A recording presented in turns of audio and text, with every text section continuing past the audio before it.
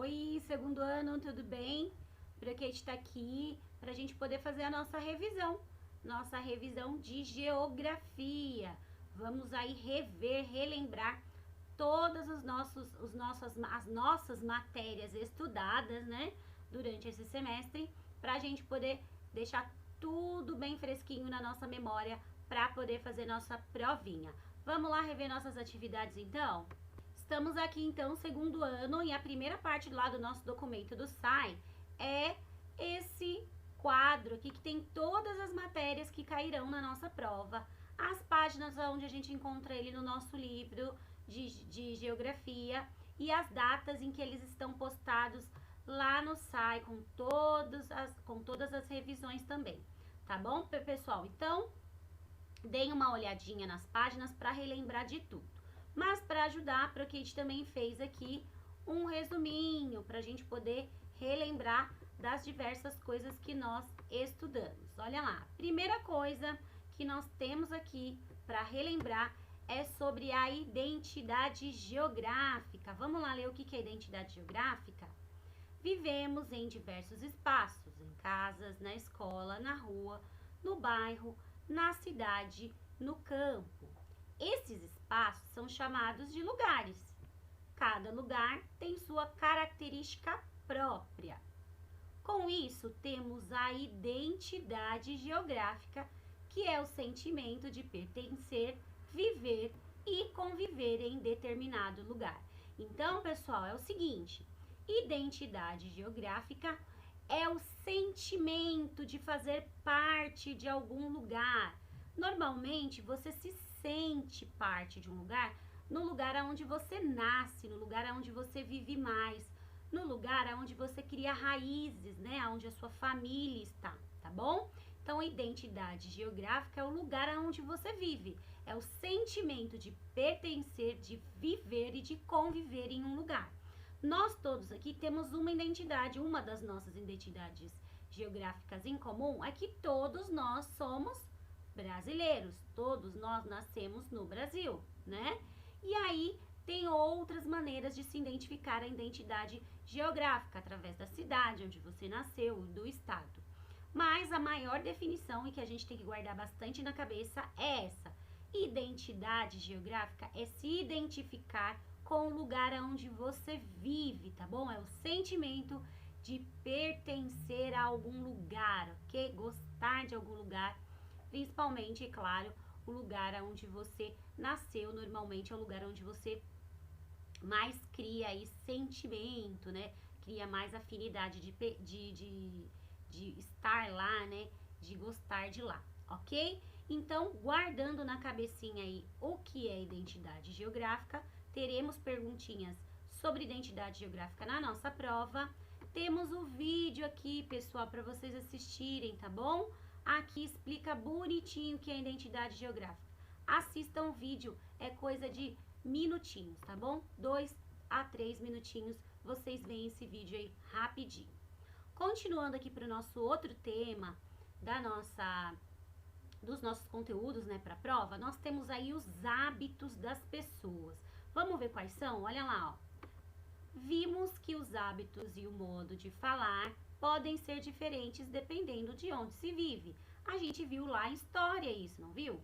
Então, olha aqui. Que tal conhecermos os diferentes tipos de hábitos? Vamos ler o textinho lá embaixo?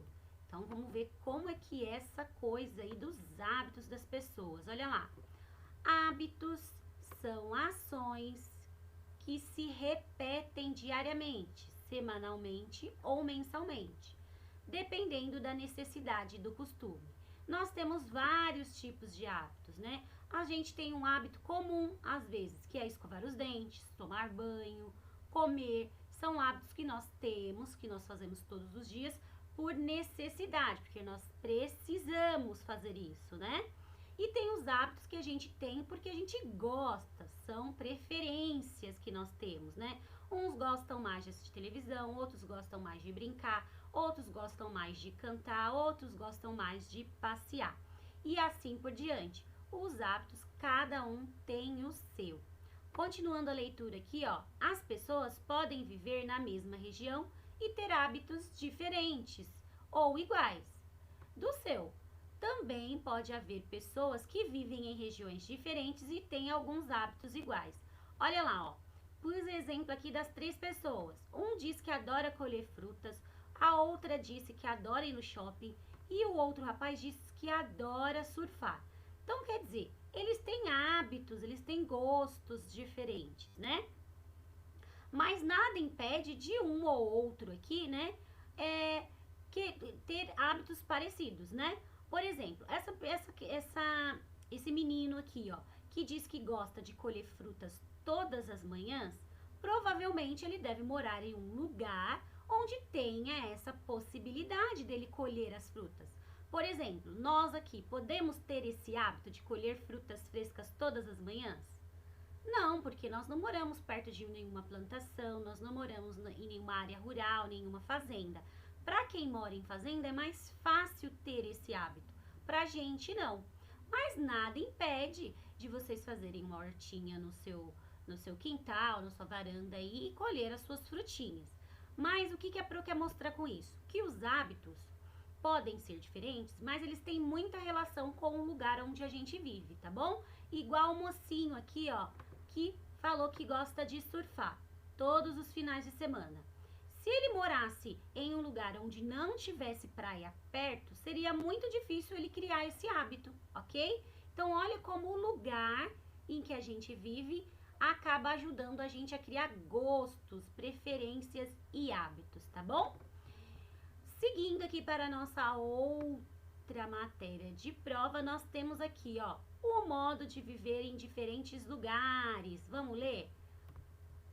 Os lugares mudam ao longo do tempo. Muitas dessas mudanças ocorridas na rua, no bairro e na cidade alteram as paisagens. Então, quer dizer, eles fazem as mudanças e altera como era antes, não fica mais como, né? Depois que construíram, que reformaram, que quebraram, aí muda do jeito que era, né? Para que essas mudanças ocorram, muitas vezes há desmatamento, derrubada de árvores. Então, pessoal, nem sempre a mudança é uma coisa muito boa, porque para poder fazer essa modificação, né, às vezes a gente tem que cortar árvores, né, desmatar, fazer queimadas. Então, nem sempre esse excesso de mudanças aí é bacana para a natureza no caso, né? Nas cidades existem diversos lugares que seus moradores consideram símbolos que as representam. Tem muitos lugares que a gente gosta muito, né? Pode ser uma avenida, um mercado ou um museu. Muitos lugares sofrem mudanças ao longo do tempo. Então, ó, quando a gente mora em um determinado lugar, segundo ano, a gente às vezes se apega, né, a uma praça, a um shopping, a uma avenida que você sempre vai. Então, às vezes você gosta muito de ir naquele lugar, né? Você fica apegado. Mas isso também não impede de que com o tempo esses lugares se transformem, né? Vão aí mudando e se modificando, tá bom? Seguindo aqui nosso último parágrafo, o campo também sofre mudanças devido ao aumento da agricultura, das cidades e muitas vezes de catástrofes ambientais. Às vezes a gente pensa que só a cidade que pode aumentar, que pode ser construída, que pode ser reformada, que pode mudar. Não, lá no campo, lá na área rural, também existem mudanças. Elas são menores do que nas grandes cidades, mas também existem mudanças. Mas essas mudanças normalmente são feitas ou porque aumentou a agricultura, né? Eles fizeram mais plantações, ou porque foi alguma coisa, alguma catástrofe, alguma coisa causada pela natureza, como às vezes uma forte chuva que derruba uma árvore, ou uma forte chuva também que derruba, que faz deslizar um barranco. Então a natureza também consegue modificar, né, os fenômenos, né, naturais, né, como chuva, vento, essas coisas, eles influenciam também, eles também podem causar mudanças no ambiente, tá bom? Vamos ler aqui embaixo, ó.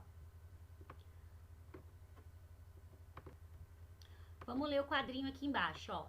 Nós construímos e transformamos as cidades. Muitas transformações permanecem para contar nossa história e a história dos nossos antepassados, né? Tem muitos lugares aí que são preservados, né? Porque são considerados fontes históricas, né? As cidades de diferentes tamanhos e elas são transformadas para atender às nossas necessidades. Então, a maior causa da transformação das cidades é para atender alguma coisa.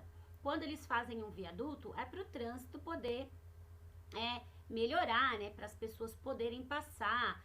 Então, tudo isso é para tentar facilitar a nossa vida.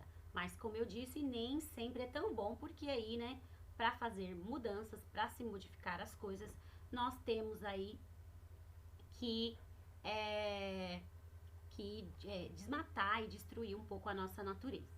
Temos aqui, pessoal, outro tema que é os lugares que sofrem, os lugares ao longo do tempo, como os lugares se transformam. Nosso textinho aqui, ó, fala basicamente assim, vamos ler? Os lugares sofrem mudanças com o passar dos dias, meses, anos. Essas mudanças podem ser causadas pela ação dos seres humanos, como queimadas, vento, chuva e outras coisas. A Pro já falou sobre isso. Muitos textos, pinturas, fotografias, filmes e mapas nos mostram essas transformações. Apesar das mudanças, há também elementos naturais e culturais que permanecem. Ou seja, a gente já estudou isso, né? Tem muita coisa aí que muda e muita coisa que permanece igual. Com o crescimento das cidades e do número de moradores, a paisagem urbana, que é a paisagem das cidades, foi mudando com novas construções, como casas, prédios, indústrias, avenidas e ruas.